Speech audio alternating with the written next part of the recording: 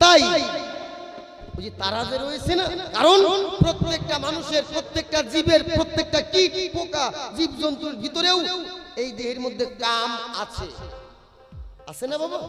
তাই তো এমন এমন জায়গায় আমাদের ভারতবর্ষের সেনারা রয়েছে, সেখানে 20, 50, 100, 200 কিলোমিটার এরিয়ার মধ্যে কোনো বাড়ি ঘর নাই, কোনো লোকজন নাই, কারণ প্রত্যেকটা মানুষের দেহের মধ্যে কাম আছে। এমনও জায়গা আছে যে হেলিকপ্টার দিয়ে প্রতিটা সেখানে নিয়ে যাওয়ানো হয় তাদের মনের খোরাক মিটানোর জন্য। আছে আছে, কারণ আমার দাদা নিজে একজন বিয়েছে,